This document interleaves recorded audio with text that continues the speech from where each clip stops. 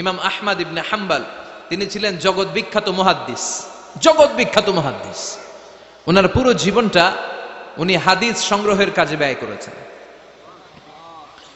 এবং একক স্বতন্ত্র হাদিসের গ্রন্থ হিসেবে পৃথিবীর সবচাইতে বড় যে হাদিসের কিতাব ওইটার নাম হচ্ছে মুসনাদে আহমদ ইবনে হাম্বল। যারা আলেম ওলামা আছেন জানেন না, মুসনাদে আহমদ ইবনে হাম্বল, এটার মধ্যে প্রায় 40,000 হাদিসের কম্পাইলেশন আছে। সুবহানাল্লাহ বাড়িতে গিয়ে বললেন, এত বিশাল হাদিসের গ্রন্থের রচয়িতা। ওনার শেষ জীবনে উনি হাদিস সংগ্রহের জন্য সফর করতেন। শীতের এক রাতে তিনি সফরে বেরিয়েছেন। এক মসজিদে মাগরিব আর এশার সালাত পড়ে তিনি ভাবলেন ফজরের সালাত এই মসজিদে পড়ে সকালবেলা বেরোবো, যেহেতু বাইরে শীত, কই আর যাব। ব্যাগ থেকে কাঁথা বের করে হাদিস পড়তে শুরু করেছেন আর ভাবলেন হাদিস পড়তে পড়তে রাতটা কাটিয়ে দিব। কিন্তু মসজিদের দারোয়ান এসে বলে, মুরব্বী মসজিদে তো থাকা যাবে না, আপনি বেরোন। আহমদ ইবনে হাম্বল অনুনয় বিনয় করলেন যে তোর কাছে হাত জোর করে ক্ষমা চাই বাবা, এই শীতের রাতে আমারে বের করে দিস না, আমি রাতটা মসজিদে কাটাতে চাই, আমি ফজরের নামাজেরও মুসল্লি এই মসজিদের, আমি ফজর পরে তারপরে যাব। দারোয়ান সে না ছোট বান্দা, সে বলে না মসজিদে থাকতে পারবেন না, বেরোন বেরোন, না বেরোলে গাঠটি সহ ঘাট ধাক্কা দিয়ে বের করে দেব। চিনতে পারে নাই যে এটা মুহাদ্দিস উদ্দাহার, এ যুগের সর্বশ্রেষ্ঠ মুহাদ্দিস ইমাম আহমদ ইবনে হাম্বল। এখন উনি আর কি করবেন, কিছু করতে না পেরে ব্যাগ নিয়ে বের হয়ে গেলেন। প্রচন্ড শীতের রাতে, কনকনের শীতে তিনি কাঁপছেন। হাঁটতে হাঁটতে চলতে চলতে হঠাৎ দেখলেন একটা বাজার। ওই বাজারে এক খাব্বাজ, রুটির দোকানদার, শাবুন খাব্বাজ, যুবক রুটি বানাচ্ছে। যে সালাম দিলেন, আসসালামু আলাইকুম। বাবা, শীতের রাতে বিপদে পড়েছি, যাওয়ার জায়গা নেই, তোমার যে চুলাতে তুমি রুটি বানাও এই চুলার পাশে বসে যদি সারা রাত আমি কাটিয়ে দেই আর চুলা থেকে আগুন পোয়াই, তোমার কি কোনো ক্ষতি হবে? যুবক বলেন, না না, কোনো ক্ষতি হবে না। আহলান ওয়া সাহলান, এ আমার হাবান বিক, খোশ আমদেদ, এটা তো খুশ নসিব আমার, আপনি আগুন পোহালে আমার সমস্যা কি, আসেন।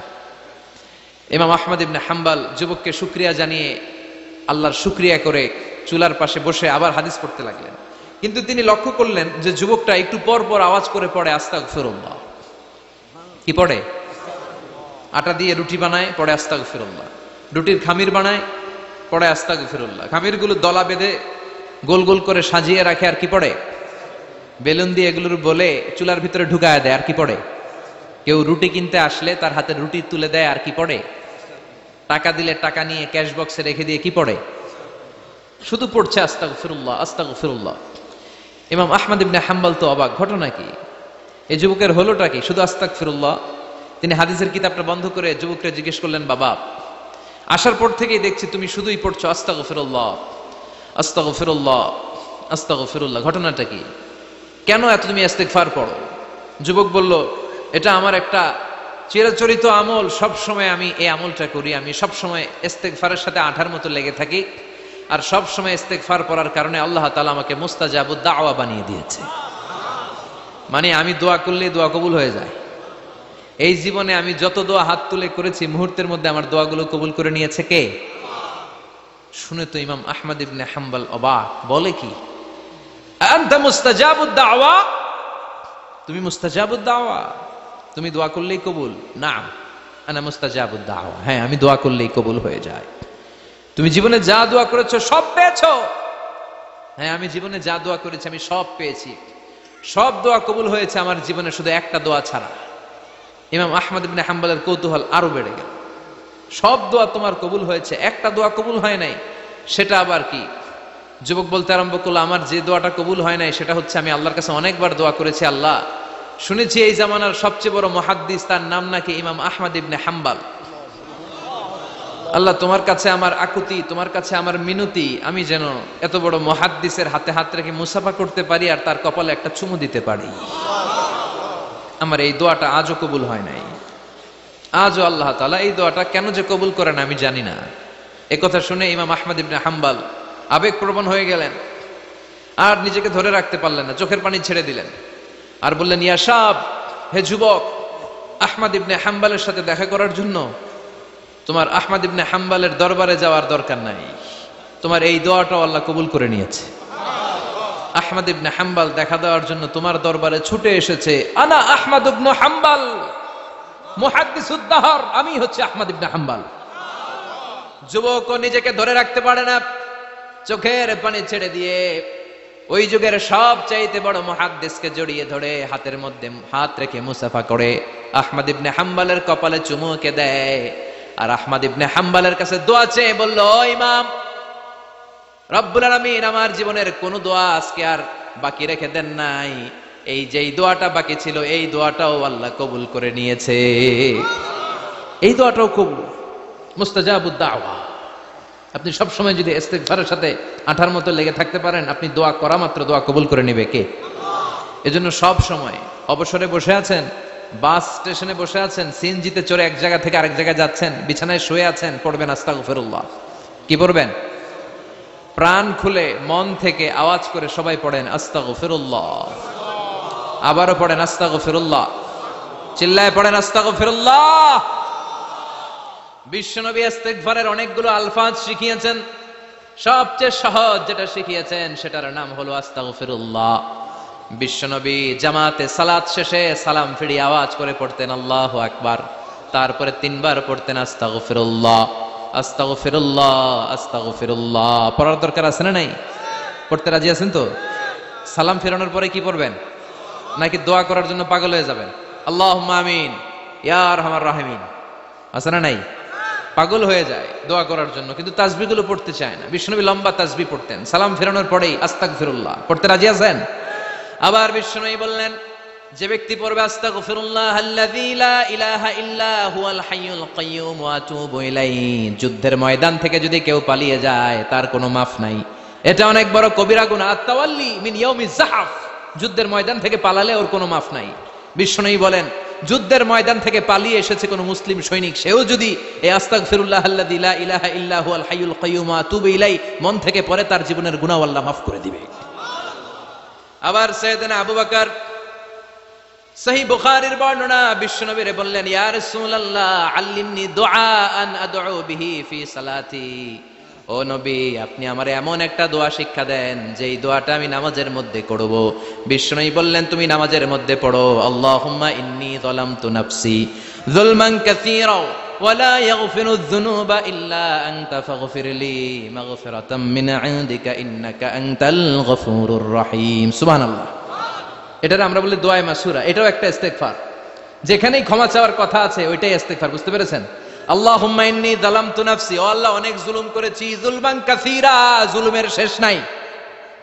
ওয়া লা ইয়াগফিরুয যুনুবা ইল্লা আনতা, আপনি ছাড়া এই জুলুম আর পাপ ক্ষমা করার কেউ নাই। ফাগফিরলি মাগফিরাতাম মিন ইনদিক, নিজ গুণে আমার গুনাহ ক্ষমা করে দেন। ওয়া লা ইয়াগফিরুয যুনুবা ইল্লা আনতা, আপনি ছাড়া গুনাহ ক্ষমা করার দ্বিতীয় কেউ নাই। আমাদের পাপ ক্ষমা করার আর কোন সত্তা আছে? চিল্লায় বলেন আছে? আবার বিশ্বনবী বললেন, যত ইস্তিগফার আছে সব ইস্তিগফারের সেরা সর্বশ্রেষ্ঠ ইস্তিগফারের নাম সাইয়্যিদুল ইস্তিগফার। কি নাম? সহিহ বুখারীর বর্ণনা, শাদ্দাদ ইবনে আউস রাদিয়াল্লাহু তাআলা আনহু বর্ণনা করে বলেন, কেউ যদি দিনের বেলা একবার সাইয়্যিদুল ইস্তিগফার পড়ে, ওই দিন যদি লোকটার মৃত্যু হয়ে যায়, মুহূর্তের মধ্যে লোকটার জান্নাতি ঘোষণা দিয়ে দিবে কে? রাত্রি বেলা যদি কেউ সাইয়্যিদুল ইস্তিগফার একবার পড়ে, ওই রাতে ইন্তেকাল হলে তার জীবনের সব গুনাহ মাফ করে দিয়ে ওই লোকটারেও জান্নাতি করে দিবে কে? দিনে যদি সাইয়্যিদুল ইস্তিগফার একবার পড়েন, ওই দিনে ইন্তেকাল করলে আপনি জান্নাতি। রাতে যদি সাইয়্যিদুল ইস্তিগফার কেউ পড়েন, ওই রাতে ইন্তেকাল হলে আপনি জান্নাতি। এটা সহিহ বুখারীর বর্ণনা। সব ইস্তিগফারের রাজা, শ্রেষ্ঠ ইস্তিগফার। মুখস্থ আছে না? কার কার মুখস্থ আছে? হাত তুলেন। সাইয়্যিদুল ইস্তিগফার মুখস্থ আছে কার? মাশাআল্লাহ, তাবারাকাল্লাহ। এটা আপনাদের বাড়ির কাজ দিলাম। যাদের মুখস্থ নাই তারা গুগলে সার্চ করবেন সাইয়্যিদুল ইস্তিগফার, লেখা মাত্রই পেয়ে যাবেন। বইতে আছে, বিভিন্ন ইসলামিক দোয়ার বইতে আছে, গুগলে ইউটিউবে সার্চ দিলে পেয়ে যাবেন। এই সাইয়্যিদুল ইস্তিগফার প্রতিটা মুমিনের অন্তরে থাকার দরকার আছে না নাই?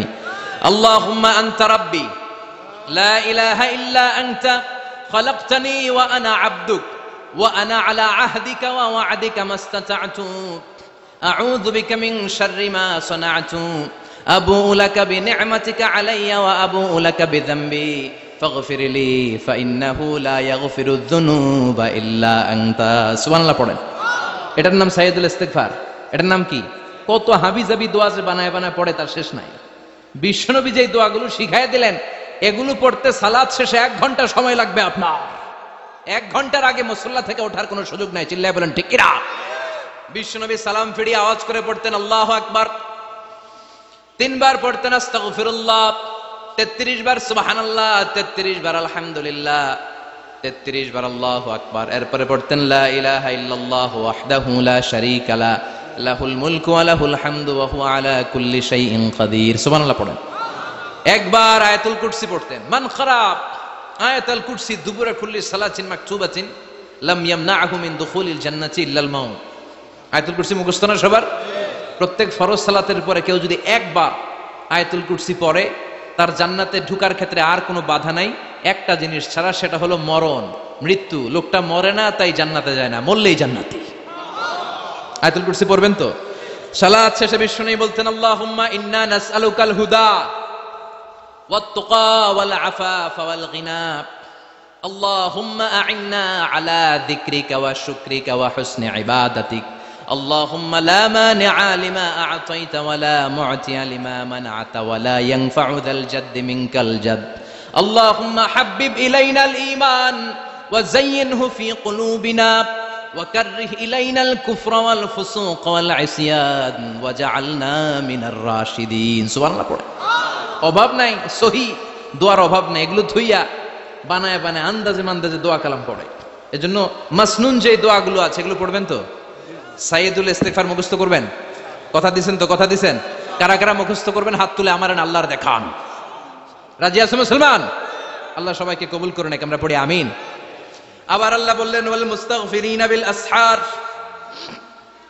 ওয়াল মুস্তাগফিরিনা বিল আসহার। আমার প্রিয় বান্দারা শেষ রাতে চোখের পানি ছেড়ে তাহাজ্জুদের নামাজে যায়, নামাজ ভিজায়, আর শেষ রাতে ইস্তেগফার পড়ে, ঠিক কিনা? তাহাজ্জুদের যায় নামাজে মরণ দিও প্রভু আমায়, একামতে দিনের কাজে কবুল করে নিও আমায়। তাহাজ্জুদের যায় নামাজে মরণ দিও প্রভু আমায়, একামতে দিনের কাজে কবুল করে নিও আমায়। সুবহানাল্লাহ পড়েন। যেই নবীর কোনো পাপ নাই, যেই নবীর কোনো অন্যায় হয় নাই, গুনাহ হয় না, ওই নবীকেও আল্লাহ ইস্তিগফার করার অর্ডার করেছেন। রব্বুল আলামিন বলেন ফাসাব্বিহ বিহামদি রাব্বিকা ওয়াস্তাগফিরহু ইন্নাহু কানা তাওয়াবা। ফাসাব্বিহ, নবী তাসবিহ পড়েন, বিহামদি রাব্বিকা, রবের নামে, রবের প্রশংসার তাসবিহ পড়েন, ওয়াস্তাগফিরহু, তার কাছে ক্ষমা চান, ইস্তিগফার পড়েন। ওয়াস্তাগফিরহু, ফাসাব্বিহ বিহামদি রাব্বিকা ওয়াস্তাগফিরহু, নবী আপনি ইস্তিগফার পড়েন। যে নবীর কোনো গুনাহ নাই, ওই নবীকে যদি আল্লাহ ইস্তিগফার পড়ার অর্ডার করতে পারেন, আমাদের ইস্তিগফার পড়ার দরকার আছে না নাই? প্রতিদিন কম করে 100 বার ইস্তিগফার করব। কয়বার? চিল্লায় বলেন কয়বার? আওয়াজ করে সবাই আবার পড়েন আস্তাগফিরুল্লাহ, আর জোরে পড়েন আস্তাগফিরুল্লাহ। এজন্য পাপ হোক, অন্যায় হোক, শয়তানের ওয়াসওয়াসায় পড়ে নামাজ ছেড়ে দিয়েছি, মিথ্যা কথা বলেছি, আব্বা আম্মার সাথে বেয়াদবি করেছি, জুলুম করেছি, মুহূর্তেই চোখের পানি ঝেড়ে 2 রাকাত নামাজ পড়ে তওবা করে ইস্তিগফার পড়ে ক্ষমা চাইবো কার কাছে? চিল্লায় বলেন কার কাছে? এগুলো হচ্ছে মুমিনের হাতিয়ার।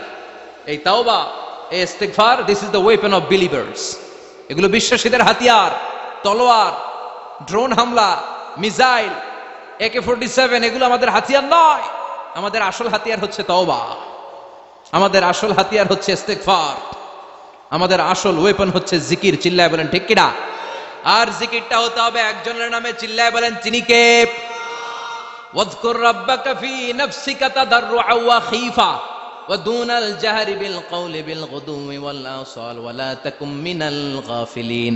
আল্লাহ বললেন ওয়াযকুর রাব্বাকা ফি নাফসিকা তাদাররুআ ওয়া খীফা, আল্লাহর জিকির করো, আল্লাহর নাম জপো মনে মনে, বিনয়ের সাথে, গোপন ভাবে, চিৎকার চেঁচামেচি করো না। কিন্তু আমাদের জিকিরের ভেতরে চিৎকার চেঁচামেচি আছে না নাই? আমরা মাহফিলের মধ্যে মাঝে মাঝে লা ইলাহা ইল্লাল্লাহর জিকির করাই না আওয়াজ করে, এটা হচ্ছে তালিমান, তালিমের জন্য জায়েজ আছে। কিন্তু শ্রেষ্ঠ জিকির হচ্ছে একা একা জিকির করা। আল্লাহ বললেন তাদাররুআ ওয়া খীফা, কোরআনের আয়াত, তাদাররুআ ওয়া খীফা, with full of humility and humbleness, বিনয়ের সাথে জিকির করো। খীফা, গোপনে গোপনে, দুনাল জাহারি বিল কওল, চিৎকার না করে। কিন্তু চিৎকার করে লাফিয়ে লাফিয়ে জিকির করে দেশে আছে না নাই? কথা বলেন। ইন্নাল্লাহা জামিল ওয়া ইউহিব্বুল জামাল, আল্লাহ নিজের সুন্দর আর সব সুন্দরকে আল্লাহ পছন্দ করেন। দেখবেন এদেশে কিছু জিকির আছে ওইটার মধ্যে আল্লাহর নাম বোঝা যায় না, আছে না নাই? হুই হাই করে লাফালাফি করে, যে হুই হুই হুই হুই যে করে, এই হুই হুই এর মধ্যে আল্লাহর নাম আছে? কথা কন। যেই শব্দে আল্লাহর নাম নাই ওটা দিয়ে জিকির করা যাবে? কত ধরনের ভয়ঙ্কর জিকির। আবার জিকিরও করে বাঁশের উপরও লাফায়। যিনি জিকির পরিচালনা করে তার কাঁধের উপর যে চেপে বসে, আছে না নাই? এটা কি জিকিরের সৌন্দর্য? কথা বলেন।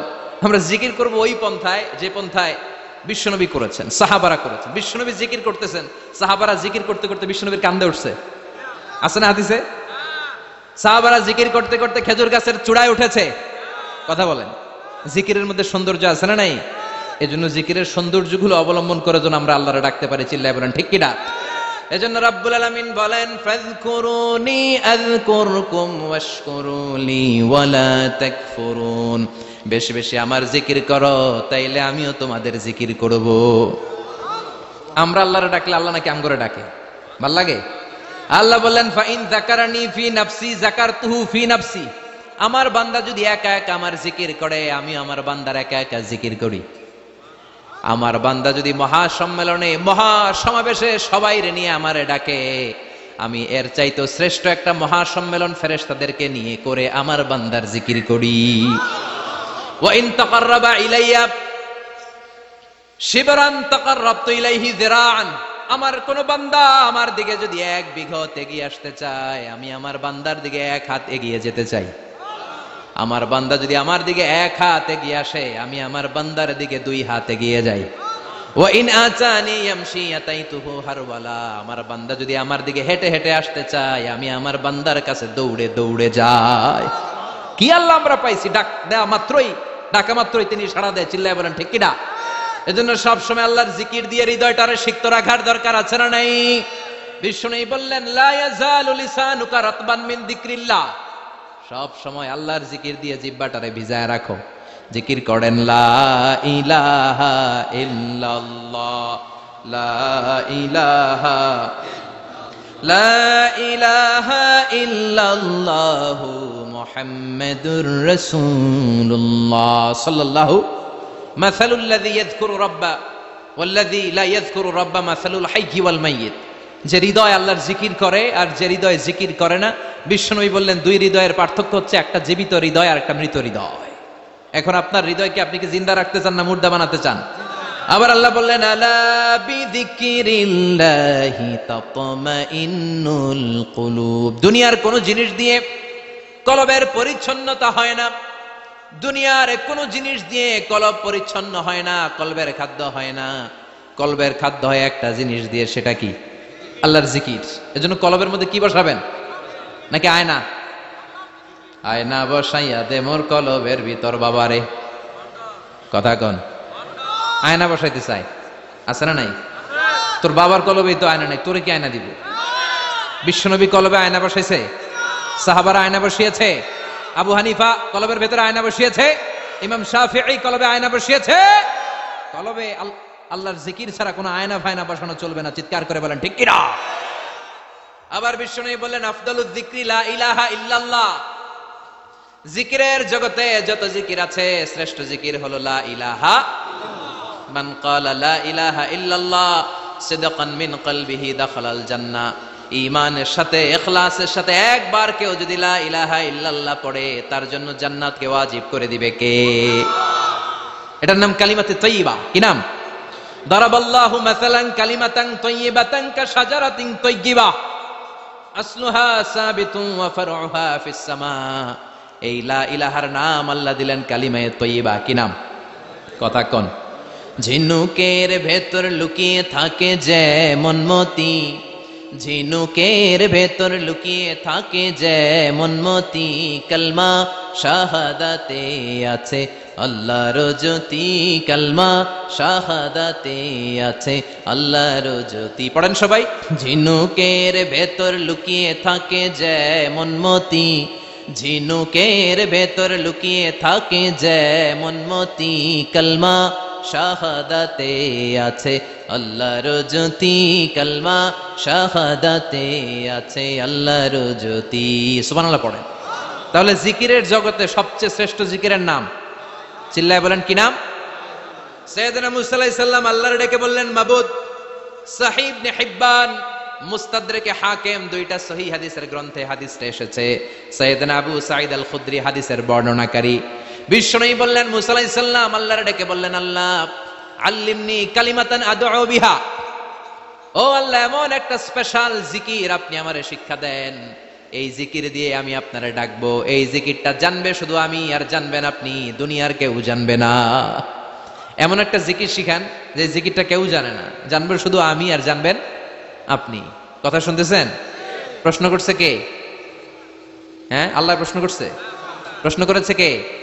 মুসা আলাইহিস সালাম। করেছে কার কাছে? শ্রেষ্ঠ একটা জিকির শিখায় দেন যেটা শুধু আমি করবো আর কেউ করতে পারবে না। আল্লাহ বললেন, মুসা পড়ো লা ইলাহা। মুসা আলাইহিস সালাম বললেন, আল্লাহ জিজ্ঞেস করলাম কি আর কইলেন কি? লা ইলাহা ইল্লাল্লাহ, এটা তো জাতীয় জিকির। কথা কন, এটা তো ইন্টারন্যাশনাল জিকির, এটা তো সবাই পারে। আমি তো চাইছি এমন একটা এক্সক্লুসিভ যেটা আপনি আর আমি ছাড়া কেউ জানে না, শুধু জানবেন আপনি আর আমি। আল্লাহ বললেন, মুসা এর চাইতে শ্রেষ্ঠ জিকির আমার কাছে নাই। ও মুসা, লাউ তাদাউ আস-সাব'উস সামাওয়াতি ওয়াল আরদ ফি কাফফা, সাত আকাশ সাত জমিন যদি এক পাল্লায় রেখে দাও, ওয়ালা ইলাহা ইল্লাল্লাহ ফি কাফফাতিন উখরা, লা ইলাহা ইল্লাল্লাহ যদি আরেক পাল্লায় রেখে দাও, লা রাজাহাত কাফফাতু লা ইলাহা ইল্লাল্লাহ, মুহূর্তের মধ্যে লা ইলাহার পাল্লা ভারী হয়ে যাবে রে মুসা। সাত আকাশ সাত জমিন হালকা হয়ে যাবে, আর লা ইলাহা ইল্লাল্লাহর পাল্লাটা ভারী হয়ে যাবে। সুবহানাল্লাহ পড়েন। এজন্য সব সময় এই লা ইলাহার জিকির করতে রাজি আছেন তো? এখন আমরা এই লা ইলাহারে বানাইছি ভিক্ষার জিকির, আছে না নাই? একটা টাকা দিয়া যান আমি গরিব ইনসান, আখিরাতে সওয়াব পাইবেন পাহাড় সমান। একটা টাকা দিয়া যান আমি গরিব ইনসান। আর লা ইলাহার জিকির, ভিক্ষার জিকির বানাইছি আমরা। কিন্তু এটা যে একটা বিপ্লবী বাণী, এটা যে একটা সংগ্রামী বাণী, এই বাণী যে মেনে নেয় সে আল্লাহ ছাড়া কারো সামনে মাথা নত করতে পারে না। চিল্লায় বলেন ঠিক কিনা? একটা বিপ্লবী কালিমাকে, একটা সংগ্রামী কালিমাকে আমরা ভিক্ষার জিকির বানিয়েছি। আপনারা তাফসীর ফি জিলালিল কোরআনের রচয়িতা সাইয়্যিদ কুতুব শাহীদের নাম শুনেছেন? মিশরে কায়রোতে তাকে ফাঁসির কাস্টে ঝুলানো হয়েছে। উনি ইসলামী আন্দোলনের দাওয়াত যখন শুরু করলেন, ইসলামের সঠিক ব্যাখ্যা যখন দিতে আরম্ভ করলেন, সামাজিক জাহালাতকে দুমড়ে মুচড়ে পদদলিত করে তিনি কোরআনের বাণী যখন মিশরের যুবক শ্রেণীদের হৃদয়ে গেড়ে দিতে চাইলেন, প্রথিত করতে চাইলেন, এই অ্যাক্টিভিটিজের অংশ হিসেবে তিনি কোরআনের তাফসীর লেখার কাজে হাত দিলেন আর লিখে ফেললেন জগৎ বিখ্যাত তাফসীর, তাফসীর ফি জিলালিল কোরআন, যেই তাফসীর পড়ে পড়ে অনেক ছেলে পথের দিশা পেয়েছে। ঠিক কিনা? এই তাফসীর লেখার কারণে মিশরের মধ্যে নতুন আন্দোলন তৈরি হয়ে যায়। সবার মুখে এক কথা, সৃষ্টি যার, আইন চলবে আল্লাহর আইন ছাড়া অন্য কোন আইন দিয়ে মিশরের বুকে কোনো বিচার আমরা হতে দেব না। মিশরের তাগড়া যুবকগুলো কায়রোর রাস্তায় নেমে এলো, ঘোষণা দিল সৃষ্টি যার, আইন চলবে তার। চোরের হাত কেটে দাও, ধর্ষকদের শাস্তি দাও জনসম্মুখে। ঠিক কিনা? দুর্নীতিবাজদেরকে আইনের আওতায় আনো। দেশের শত্রু, দশের শত্রু, স্বাধীনতার শত্রু সবগুলারে বিচারের আওতায় আনো কোরআনের আলোকে। ঠিক কিনা? সংগ্রাম, বিক্ষোভে ফেটে পড়ল পুরো মিশর। এই বিক্ষোভে টালমাটাল সরকার, জামাল আব্দুল নাসের কোন উপায় অন্তর না পেয়ে এই তাফসীর কারক, এই মুফাসসিরে কোরআনকে জেলের ভিতরে ভরছে। গোটা বিশ্বব্যাপী সব সত্য আর ন্যায়ের পক্ষের ধারক আর বাহক যারা, তাদের উপরে এরকম জালিম গাদ্দারদের অত্যাচার আছে না নাই? তাকে ফাঁসির কাস্টে ঝুলানো হবে। আদালত থেকে রায় দেয়া হয়েছে, মিশরের যুবকদেরকে এরকম আন্দোলনে ঠেলে দেওয়ার কারণে ডেথ পেনাল্টি, ফাঁসির রায় হলো। সাইয়্যিদ কুতুব শাহীদের ফাঁসির দিন ঘনিয়ে আসলো। কারা কর্তৃপক্ষের নিয়ম অনুযায়ী যাদেরকে হ্যাঙ্গিং করা হয়, ফাঁসি দেয়া হয়, ফাঁসির ঘন্টাখানিক আগে ওই জেলখানার ইমাম সাহেব এসে তাদেরকে কালিমা পড়ায়। কি পড়ায়? আফদালু যিকরি লা ইলাহা, এই যে শ্রেষ্ঠ জিকির, এই শ্রেষ্ঠ জিকিরটা এসে পড়ায়। সাইয়্যিদ কুতুব শাহীদের ফাঁসির কাস্টে দাঁড়ানোর 1 ঘন্টা বাকি। কয় ঘন্টা? In the meantime jail কোডের নিয়ম অনুযায়ী জেলখানার ইমাম সাহেব চলে এসেছে। এসে বললেন, সাইয়্যিদ কুতুব শাহীদ, আমি আপনারে কালিমা পড়াতে এসেছি, পড়েন লা ইলাহা ইল্লাল্লাহ। সাইয়্যিদ কুতুব শাহীদ বললেন, তুই আমারে কালিমা শিখাইস না, তোর কাছ থেকে আমার কালিমা শিখতে হবে না। এই কালেমা আমি খুব ভালো করে জানি। যেই কালেমার তালিম দেওয়ার জন্য সরকার তোরে বেতন দিয়ে রাখে, ওই কালিমার ব্যাখ্যা করার কারণে আজকে আমার ফাঁসির মঞ্চে দাঁড়ানো লাগতেছে। চিল্লা এখন ঠিক কিনা?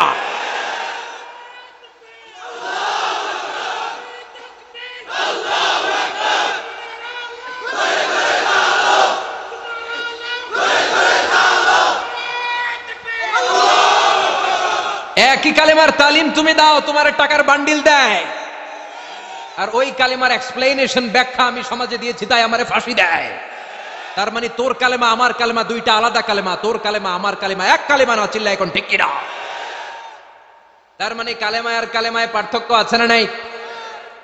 ইমানে ইমানে পার্থক্য আছে না নাই? আলহামদুলিল্লাহ, আরেকটা হচ্ছে লা ইলাহা ইল্লাল্লাহ, আরেকটা হচ্ছে আল্লাহু আকবার। এই চারটার চেয়ে শ্রেষ্ঠ জিকির আর নাই। কথা বলেন, এটার এই চারটার ভিতরে ইল্লাল্লাহ আছে? কথা বলেন। এজন্য জিকিরকে আমরা খণ্ডিত করব না। ঠিক যেমন যেমন সহিহ সুন্নাহ এসেছে তেমন তেমন জিকির করলে আপনার কলিজাটারে ঠান্ডা করে দিবে কে? ইল্লাল্লাহর ব্যাখ্যা থাকতে পারে, অনেকে ব্যাখ্যা করে যে এটার মধ্যে লা ইলাহা আছে, এটাকে গোপন রাখা হয়েছে, আমরা ইল্লাল্লাহ পড়ি না, ওটার দরকার নাই। বিশ্বনবী এবং সাহাবারা যেই পন্থায় জিকির করেছেন, যেই পন্থায় জিকির শিখিয়েছেন, ওইটার ভিতরে বরকত বেশি না কম? কথা বলেন, বেশি না কম? এই জন্য বিশ্বনবী বললেন আল্লাহর কাছে প্রিয় কথা চারটা। একটা হলো সুবহানাল্লাহ, দ্বিতীয়টা হলো আলহামদুলিল্লাহ, তৃতীয়টা হলো লা ইলাহা ইল্লাল্লাহ, চতুর্থটা হলো আল্লাহু আকবার। সুবহানাল্লাহ, আমার সাথে সাথে আওয়াজ করে পড়েন সুবহানাল্লাহ, আলহামদুলিল্লাহ, লা ইলাহা ইল্লাল্লাহ, আল্লাহু আকবার, সুবহানাল্লাহ, আলহামদুলিল্লাহ, লা ইলাহা ইল্লাল্লাহ। আওয়াজ করে পড়েন আল্লাহু আকবার। মনে থাকবে? জিকিরের ওয়াজ শেষ। এগুলোর চেয়ে শ্রেষ্ঠ জিকির নাই। সবচেয়ে শ্রেষ্ঠ জিকির লা ইলাহা ইল্লাল্লাহ, সবচেয়ে শ্রেষ্ঠ কালিমা আল্লাহর কাছে এই চারটা। একটু খেয়াল করে দেখেন, এই প্রতিটা জিকিরের মধ্যে আমার আল্লাহর নাম আছে না নাই? সুবহানাল্লাহ আছে না? আলহামদুলিল্লাহ, লা ইলাহা ইল্লাল্লাহ, আল্লাহু আকবার। আল্লাহ ছাড়া আল্লাহর নাম থাকবে না যেই শব্দের মধ্যে ওই সমস্ত নাম আর হুই হুই হুই হুই এগুলো দিয়ে কোনো জিকির করা যাবে। আবার আব্দুল্লাহ ইবনে আমর ইবনুল আস বর্ণনা করেন, বিশ্বনবী যখন জিকির গুলো করতেন, আমি বিশ্বনবীকে দেখেছি বিশ্বনবীর আঙ্গুলের কড়াই জিকির গুনতেন। সুবহানাল্লাহ পড়েন। দেখতেছেন আমার হাত দেখা যায়? দেখা যায়, দেখা যায়।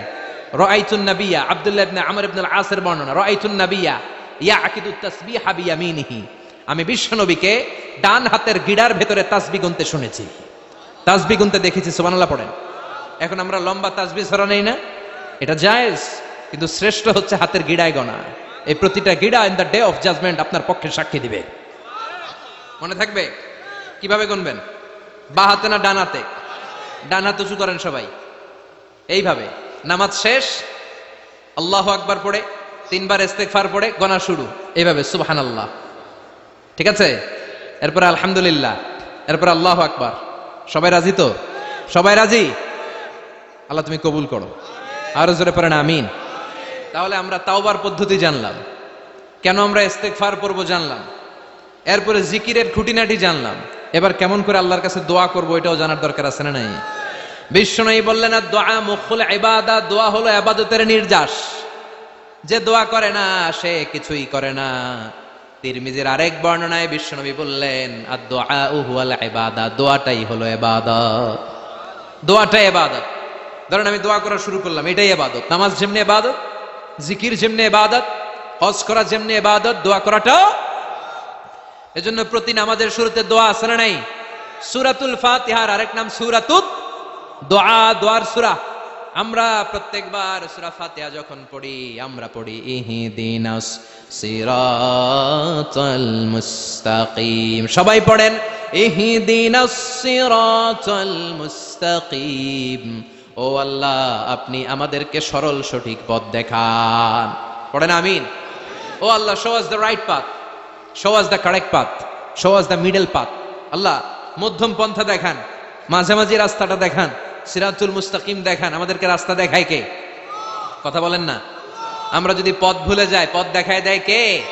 আমি যদি কোনদিন পথে ভুলে যাই, হাত ছানি দিয়ে কাছে নিও, মমতার বন্ধনে আমায় বেঁধে সব ভুল ক্ষমা করে দিও।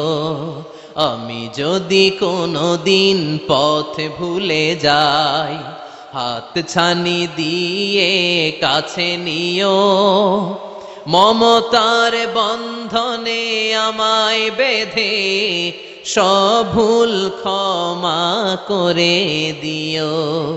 আমি যদি কোনো দিন পথ ভুলে যাই, পড়েন, হাত ছানি দিয়ে কাছে নিও, মমতার বন্ধনে আমায় ডেকে সব ভুল ক্ষমা করে দিও। চিল্লায় পড়েন আমিন, আরো জোরে আমিন। এজন্য বিশ্বনবী বললেন যে দোয়া বাদ দিল তার সব বাদ। কারণ দোয়া দিয়ে নামাজ শুরু, দোয়া দিয়ে সব শুরু, দোয়াটাই হলো ইবাদত। চিল্লায় বলেন ঠিক কি না? আর দোয়া সিলাহুল মুমিন, দোয়া হচ্ছে মুমিনের উইপেন, অস্ত্র, মুমিনের বড় অস্ত্র। যেখানে সবকিছুর দৌরাত্ম্য শেষ, ওইখানে দোয়ার দৌরাত্ম্য শুরু। যেখানে সবকিছুর কারিশমা শেষ, ওখান থেকে দোয়ার কারিশমা শুরু। এরকম অনেক ক্যান্সারের মতো দুরারোগ্য ব্যাধিতে আক্রান্ত, ডক্টর ফাইনালাইজ করে দিয়েছে বাঁচবে না, 2 মাস বাঁচবে। কয় মাস? কথা বলেন। মাত্র 2 মাস সে বাঁচবে। তারপরও দেখা গেছে লোকটা 7 বছর বেঁচে ছিল। আছে না নাই? দোয়া, the power of দোয়া। everything is pre-written but by supplication is it's rewritten। সবকিছু আগে লেখা থাকে। মহাবিশ্ব সৃষ্টির 50,000 বছর আগে আমাদের ভাগ্যে কি ঘটবে সব লিখে রেখেছে কে? সব অপরিবর্তনীয়। কিন্তু এই তাকদিরেরও কিছু জিনিস আল্লাহ চেঞ্জ করে দেয় দোয়ার বরকতে। এজন্য দোয়া করার দরকার আছে না নাই? মায়ের কাছে দোয়া চাবেন, মায়ের দোয়া আল্লাহ ফেরায় না। মজলুম ব্যক্তির দোয়া আল্লাহ ফেরায় না, মুসাফিরের দোয়া আল্লাহ ফেরায় না। যিনি রোজা রেখে দোয়া করেছেন তার দোয়া আল্লাহ ফেরায় না। এজন্য বেশি বেশি আল্লাহর কাছে দোয়া করতে রাজি আছেন তো? কিন্তু দোয়াটা হইতে হবে সিনসিয়ার, একনিষ্ঠ দোয়া। অনেকে দেখবেন দোয়াও করে ওদিকেও তাকায় আছে, জুমার নামাজে প্রায় হয় বিশাল দোয়া, দোয়াও করতেছে আবার এদিকে, আছে না নাই? আবার দোয়াও করে মোবাইলও টিপে, কথা কন। আবার আমরা আলোচনা শেষে দোয়াও করি, পোলাপাইন সেলফিও তোলে, আছে না নাই? সিনসিয়ারিটি নাই। আপনার কি পরিমাণে সিনসিয়ারিটি আছে এটার উপর ডিপেন্ড করবে আপনার দোয়া কবুল হবে কি হবে না। একজন দোয়া করলে মুহূর্তে কবুল, চোখ বন্ধ করলে আল্লাহর আরশে চলে যায়, মদিনার সাথে ওর কানেক্টিভিটি বেড়ে যায়, আল্লাহর সাথে কানেক্টিভিটি বেড়ে যায়, সে ফিল করে সে আল্লাহর সাথে কানেক্ট হয়ে গিয়েছে। আর আরেকজন দোয়ার মধ্যে খুঁজে কিছু পায় না, আছে না নাই? তো 2 দোয়ায় পার্থক্য আছে না, কথা কন। এজন্য সম্মানিত ভাইরা, দোয়াই যখন করবেন সিনসিয়ারলি করবেন, কানেক্টিভিটিটাকে স্ট্রং করার চেষ্টা করবেন। সিনসিয়ার দোয়া is like a missile. Missile নাম শুনছেন? হামলা করে না, মিসাইল হামলা করেছে ইসরায়েল, শোনেন নাই? মারলে একেবারে ধ্বংস করে যায় সব। এই মিসাইল হামলা, ড্রোন হামলা, এগুলো লক্ষ্য বস্তু ভেদ করে ভয়ঙ্কর ভাবে, ইঞ্চি ইঞ্চি, মাইক্রো ইঞ্চি মেপে মেপে এমন ভাবে এই বোমাটা মারবে, ঠিক জায়গা মতো এটা ফিট হয়ে যাবে। তেমনি দোয়ার মতো আপনি যদি দোয়া করতে জানেন, একনিষ্ঠতার সাথে সিনসিয়ারিটির সাথে যদি দোয়াটা করে ফেলতে জানেন, এই দোয়া মুহূর্তে আল্লাহর আরশে যেয়ে নক করবে। সুবহানাল্লাহ পড়েন। আর মুমিনের দোয়া কখনো ফেরত যায় না। দোয়া করলেই মুমিনের দোয়া কবুল করে নেয় কে? আপনি জীবনে যত দোয়া করছেন সব কবুল। All of your supplications are accepted. Whatever you have supplicated to your Lord, যাই চেয়েছেন সব কবুল। অনেকে বলে হুজুর এটা একটা কথা কইলেন, সব দোয়া বুঝি কবুল? কত দোয়া করলাম, জীবনে কত কিছু চাইছি, কই কিছুই তো দেয় নাই। এরকম আছে না নাই? অনেকে বলে হুজুর কত চাইলাম আল্লাহ আমারে দিল না।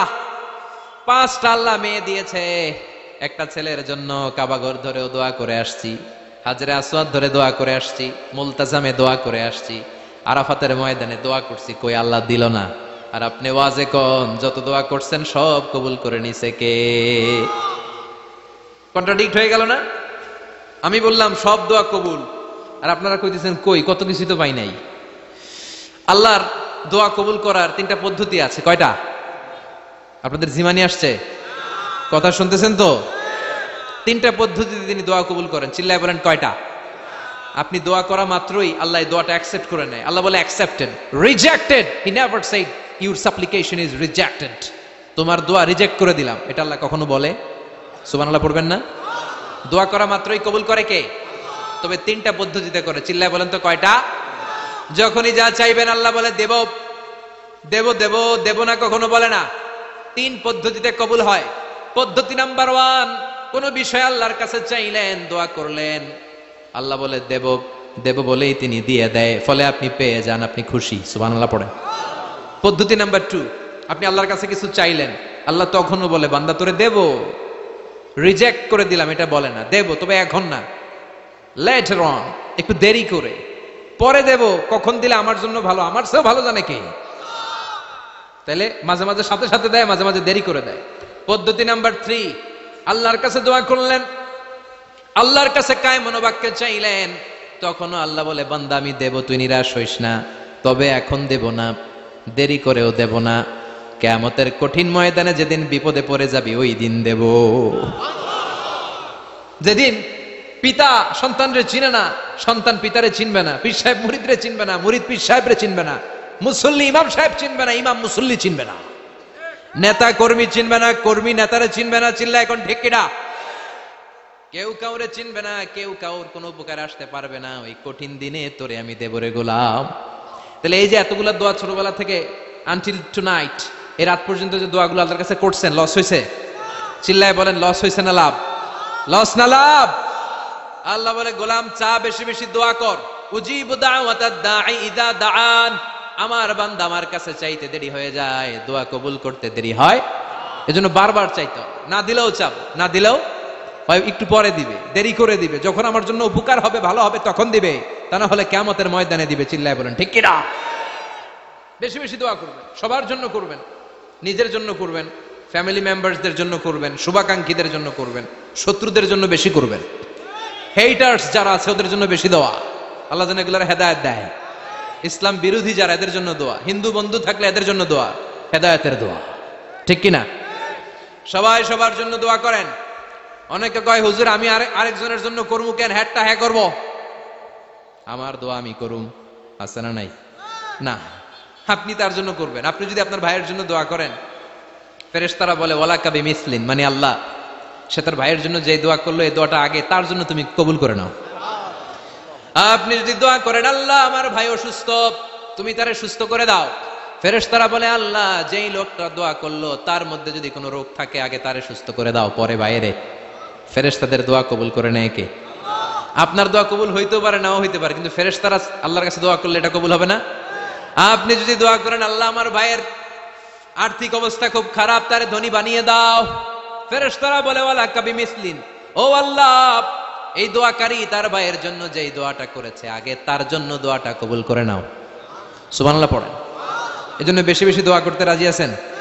বারবার চাইবেন, সকালে বিকালে দুপুরে রাতে শীতকালে গ্রীষ্মকালে সব সময় আমরা দোয়া করব কার কাছে?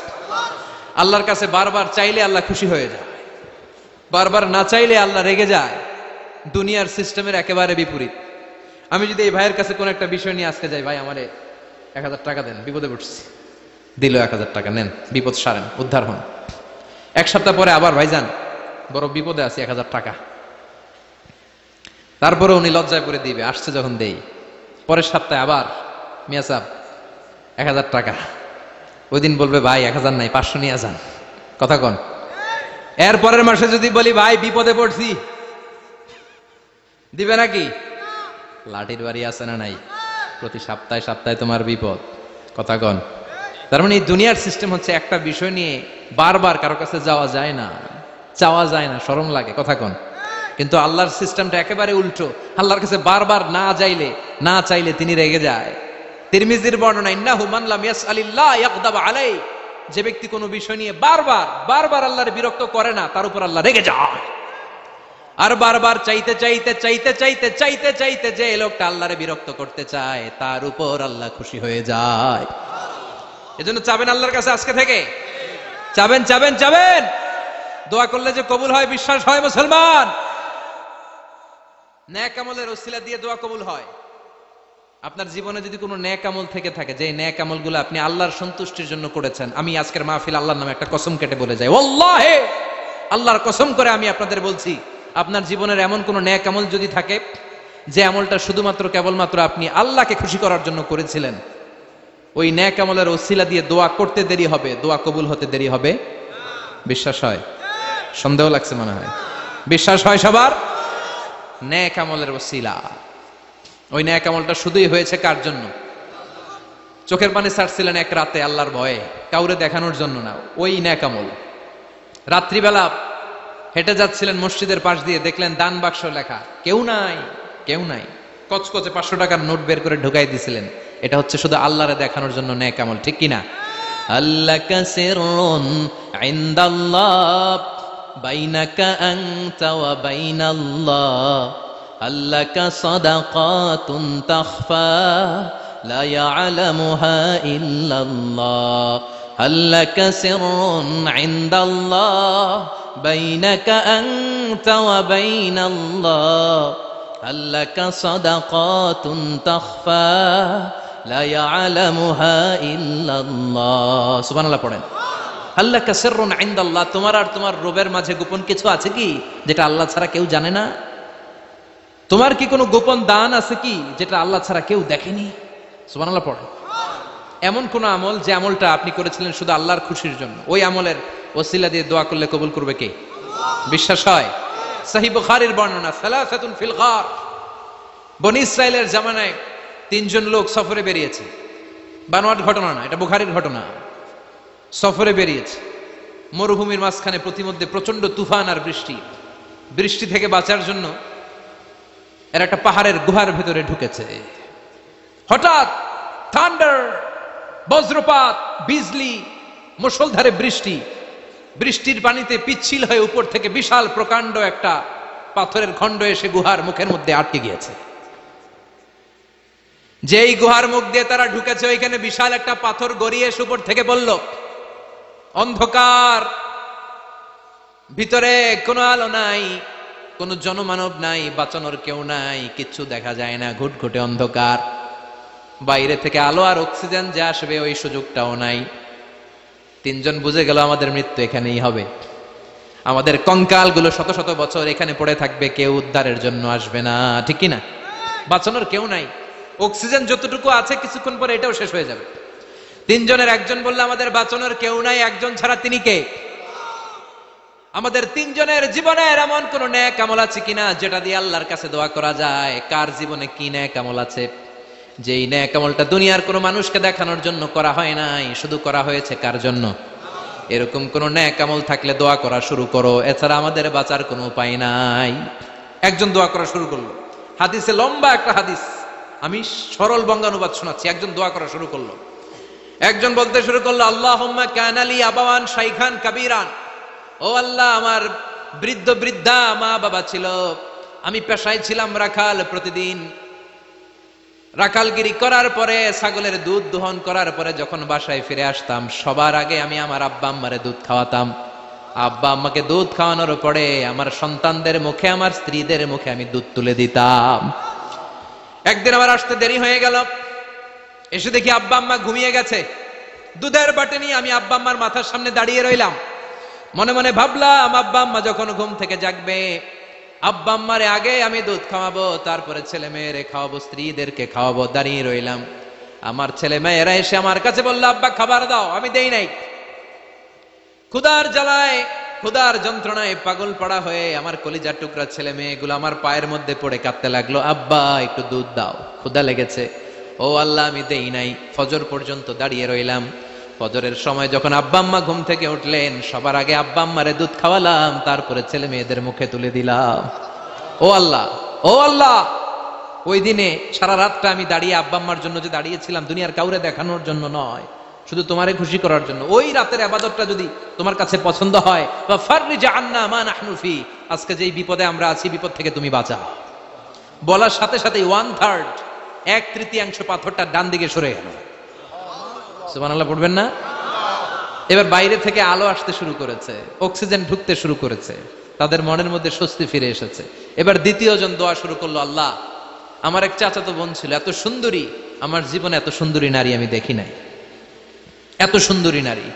ওয়া কুনতু উহিব্বুহু বিআশাদ্দি মা ইউহিব্বুর রিজাল আন নিসা, একজন পুরুষ একজন নারীকে যত ভালোবাসতে পারে আমি ঠিক ততটা ভালোবাসতাম আমার এই সুন্দরী কাজিনকে, চাচাতো বোনকে। কিন্তু আমার মনের কথা আমার চাচাতো বোনরা আমি বুঝাতে পারি নাই।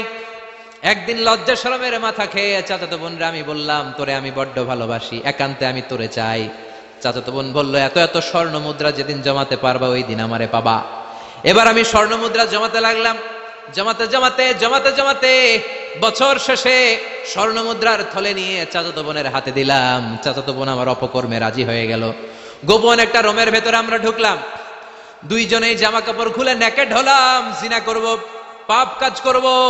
একেবারে ফাইনাল ডেস্টিনেশন আমরা চলে গেলাম।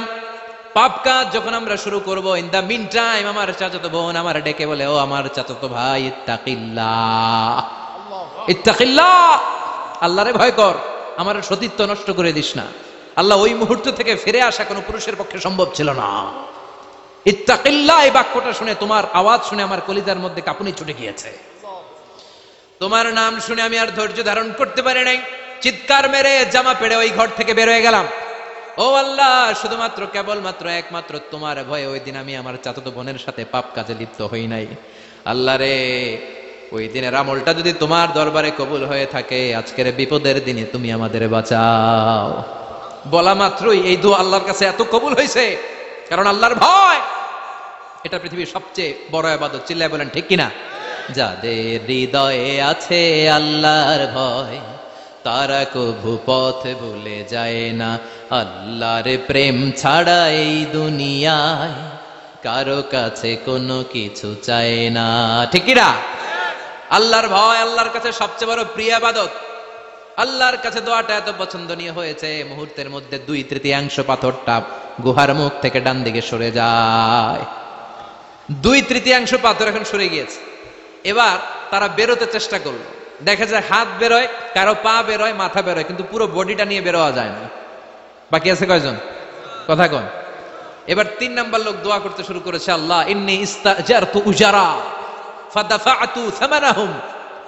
আল্লাহ, আমি অনেকগুলো শ্রমিক ভাড়া করেছিলাম, তাদেরকে দিয়ে কাজ করিয়ে তাদের ঘাম শুকিয়ে যাওয়ার আগে প্রত্যেকটা শ্রমিকের পারিশ্রমিক আমি দিয়ে দিয়েছি।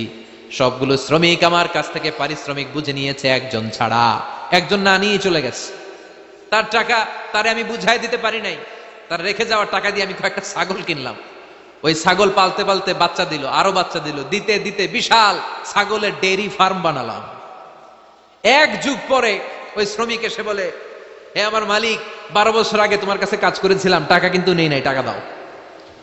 আমি বললাম, ওই যে বিশাল ছাগলের বড় একটা ডেইরি ফার্ম দেখা যায়, পুরো ডেইরি ফার্ম তোমার, ডেইরি ফার্মটা তুমি নিয়ে যাও। শ্রমিক আমারে বলতে লাগলো, তাস্তাজিউ মিন্নি, আমার সাথে ঠাট্টা করো নাকি? একদিনের পারিশ্রমিক দিয়ে ডেইরি ফার্ম হয় নাকি? যতটুকু টাকা তোমার কাছে আমি 12 বছর আগে পেতাম ততটুকু দিলেই চলবে। তারে আমি বুঝিয়ে বললাম, তোর টাকা দিয়ে ছাগল কিনেছি, ছাগলের ব্যবসা করে ডেইরি ফার্ম বানিয়েছি, একটার পর একটা ছাগল বাচ্চা দিতে দিতে আজকে হাজার হাজার ছাগলের এই ডেইরি ফার্ম, পুরো ডেইরি ফার্মটা আমি তোরে দিয়ে দিলাম। বলা মাত্র ওই শ্রমিকটা ডেইরি ফার্ম নিয়ে চলে গেল। মাবুদের এই কঠিন বিপদের দিন সে শুধু দাবি করেছিল তার পারিশ্রমিক, তার পারিশ্রমিকের টাকা তার হাতে দিলে সে খুশিতে বাকবাকুম, কিন্তু তার বদলে পুরো ডেইরি ফার্মটা আমি তার হাতে তুলে দিয়েছি একমাত্র তোমার সন্তুষ্টির জন্য। ওই দিনের আমলটা যদি তোমার দরবারে একটুও ভালো লেগে থাকে রে মাওলা, আজকের কঠিন বিপদ থেকে বাঁচাও। বলতে দেরি, মুহূর্তের মধ্যে বিশাল পাথর খণ্ডটা গুহার মুখ থেকে ডান দিকে সরে যায়। আল্লাহর শুকরিয়া করে 3 জন বের হয়ে যায়। সহিহ বুখারীর বর্ণনা। আপনার জীবনে এমন কোন নেক আমল যদি থাকে যেটা শুধু আল্লাহরে দেখানোর জন্য করছিলেন, আমরা আমল করব অবশ্যই দেখানোর জন্য, তবে মানুষকে নয়। কারা দেখানোর জন্য? আমাদের সব দেখানো হবে একজনকে। চিল্লায় বলেন, তিনি কে? আপনার এমন কোন নেক আমল যদি থাকে যেটা আপনি আল্লাহরে খুশি করতে করছিলেন, ওইটার ওসিলা করে দোয়া করে দেখেন, ওই দোয়া কবুল করে নিবে কে? রাজি আছেন তো? সব সময় অন্যায় হয়ে গেলে, পাপ হয়ে গেলে তওবা করব কার কাছে? বিপদে আপদে সব অবস্থায় আস্তাগফিরুল্লাহ পড়তে রাজি আছেন তো? আর জিকির চলবে একজনের। চিল্লায় বলেন, তিনি কে? আর সব সময় দোয়া করব কার কাছে? রাজি আছেন তো সবাই? আল্লাহ আমাদের সবাইকে কথাগুলো বুঝার ও আমল করার তৌফিক দান করুক। আমরা পড়ি আমিন। আর জোরে পড়ি আমিন। যারা লম্বা সময় ধরে কথাগুলো শুনলেন, কোরআন সুন্নাহর আলোকে আমরা কথাগুলো বলার চেষ্টা করেছি, তারপরেও আমার মনের অজান্তে কোনো মিস ইনফরমেশন যদি আমার মুখ ফসকে বেরিয়ে যায়, সেগুলো যেন আল্লাহ পাক আমাদের স্মৃতিপট থেকে মুছে দেয়। আমরা পড়ি আমিন। সত্য, সুন্দর, কল্যাণকর, হকের পক্ষে যা বললাম তার সবগুলো কথা প্রথমে আল্লাহ তাআলা আমাকে আমলের তৌফিক দান করুক।